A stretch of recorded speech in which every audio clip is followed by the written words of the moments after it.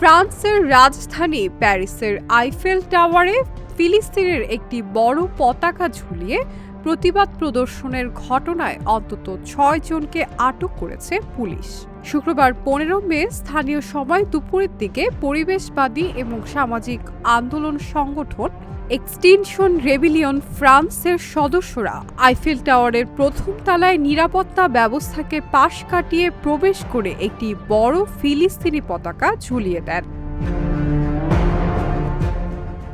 ঘটনার সময় টাওয়ার এলাকায় পর্যটক চলাচল সাময়িকভাবে সীমিত করা হয়।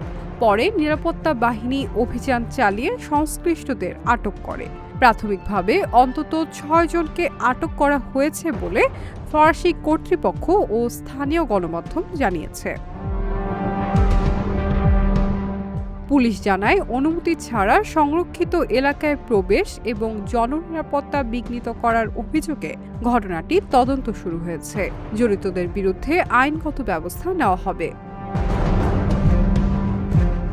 অ্যাক্টিভিস্টরা এটিকে প্রতীকী প্রতিবাদ হিসেবে উল্লেখ করেন। তারা ফিলিস্তিনের চলমান সংঘাত ও মানবিক পরিস্থিতির প্রতি আন্তর্জাতিক দৃষ্টি আকর্ষণের উদ্দেশ্যে এই কর্মসূচি পালন করেন বলে বিভিন্ন প্রতিবেদনে বলা হয়েছে। এই ঘটনায় সামাজিক যোগাযোগ মাধ্যমে ব্যাপক আলোচনা শুরু হয়েছে। কেউ একে রাজনৈতিক প্রতিবাদ হিসেবে দেখছেন, আবার কেউ বিশ্বখ্যাত স্থাপনার নিরাপত্তা লঙ্ঘন হিসেবে সমালোচনা করছেন। Shiny Alam Chowdhury, Dhaka journal.